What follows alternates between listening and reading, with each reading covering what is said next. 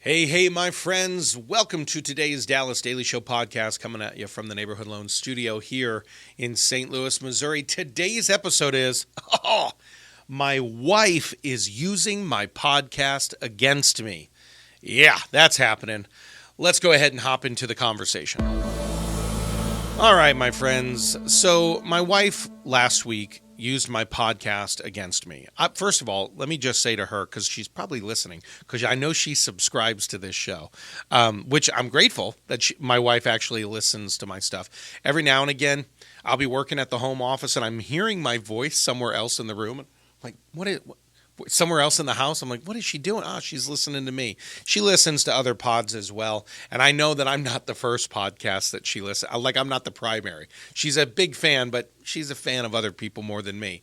Dr. Gary Brecka, Dr. Living Good, Mel Robbins. Let's keep going through the list. No, I'm not going to keep going through her whole list of people. But there's some pods that she frequently listens to, and occasionally I hear my own voice coming at me.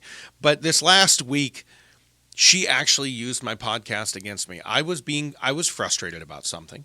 I was a little worn down about something, and my resilience was really low.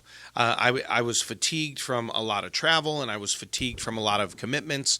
And I said last week, this upgraded version of me, 4.5 to 4.6, one of the things I'm working on is overcommitting. But I happen to have done this recently, and I was overcommitted, and I was frustrated, and I was high level of fatigue, low level of resilience. High level of fatigue, low level of resilience. Has that ever happened to you? Some of you are driving right now, and you're like, yep, that's happened to me. By the way, do you all ever talk back to me like verbally in your cars or when you're listening? If I say something or I ask a question, do you go, nah, Dallas, that's not true, or oh, that's totally me? Like, do you ever talk out loud? Because if you do, I want to know. That's fantastic. I talk sometimes to pods I listen to, or I'll laugh and I'll go, oh my gosh, you're an idiot, to the person who's talking on the microphone. So maybe you do that. I'd like to know, but hopefully if you're at 10 and 2, you're good to go. But she had been listening to something and I was super frustrated, and she actually brought up one of my podcast episodes from a few weeks ago to me. And she goes, hey, didn't you just say a couple of weeks ago, bop, bop, bop, bop, bop, and she like repeated back to me verbatim what I had said. And I laughed. I laughed so hard. And I just said, I said it tongue in cheek, but I kind of put my finger up, gritted my teeth, and I said, you are not allowed to use my own podcast against me, which of course diffused the situation. We both started laughing because I realized, she took to heart what I said, and I had forgotten it in the moment. And I thought, oh my gosh, that is so typical of all of us, myself included, and especially me. Like, I'm going to point all the fingers at me right now. It is so typical of us that we gain an insight and we don't necessarily immediately take that insight and make it an integrated part of who we are. We might apply it for a day or two, but it doesn't necessarily integrate with who we are long term. And so we forget the insight and we go back through old beliefs, old behaviors, old cycles, right? All of that trigger belief behavior cycle we talk about. We go through those. We forget the insight that we maybe had a day or a couple of days before, or maybe a couple of weeks ago. We forget that insight. And we find ourselves back in the old situation or back in the old resilience level. Nietzsche said this great quote, and I'm going to paraphrase it. I've paraphrased it on the pod before. Taylor, I really should look this up because I used it 4 times this week. But basically the premise is this. When you are tired, you find yourself fighting enemies you thought you had defeated a long time ago. When you are fatigued, old enemies creep back in, old thoughts creep back in, old habits, old beliefs, old behaviors, right? So when you are tired, you find yourself battling enemies you thought you had defeated a long time ago. And again, Nietzsche said it. I will look up the exact quote. I'll get this right. Maybe Taylor will make a whole episode on like quotes that I've misquoted or paraphrased. Like my whole life is a paraphrase. But I love that idea because I was super fatigued and old enemies were coming back up, small little reactions, low-level resilience stuff. Low-level resilience sometimes means high-level resistance, right? So some of this stuff was coming back up for me, and she called me out on it.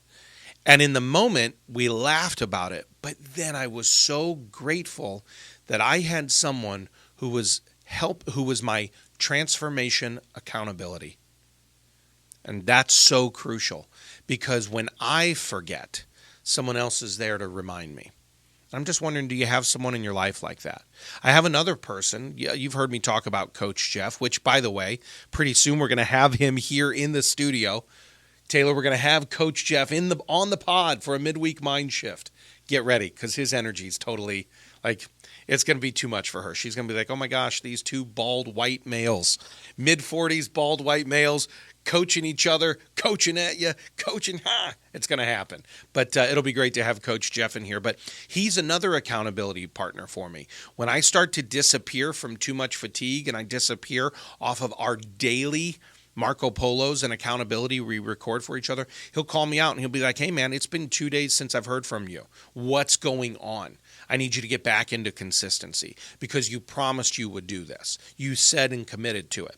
So he helps keep me accountable as well. So and then I have my coach Tessa, who we had here on the pod a couple of weeks ago.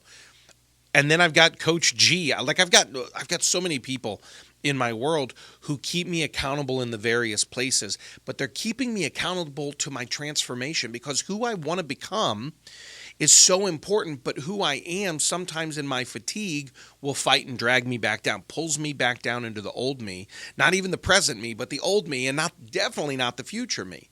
What about you? Who in your world is your transformation partner? So I said last week I want to get back to the positive play calls a little bit. Here's what you're going to do with your positive play call. If you don't have those, you can download them at dallasdailyshow.com. But it's just a little sheet where you can print out a page of them. I print them out on cardstock so that I can use them, cut them up and use them as bookmarks and things like that. But positive play calls are very important. Today's positive play call is, I'm grateful for my transformation accountability partners. I am grateful for my transformation accountability partners. And maybe you can write their names there. I've got Meg and I've got Jeff and I've got Tessa and I've got G-Scal and I've got all these people, right? I am grateful for my transformation accountability partners. These are the people to whom you can remain accountable. But also the people who are cheering you on. They are your champions. They are spurring you toward who you ultimately want to become, which is the future version of you that we talk about all the time on this pod. So write down, and we're going to keep talking about transformation accountability partners this week. That's who you want to be grateful for. Put that on your dashboard. Put it on your mirror in the morning that when you see it in the bathroom, you go, yes, I am grateful for my transformation accountability partners. All right, that's all I got for you today, my friends. Go out there. Let someone use your own words against you to make you a better version of you.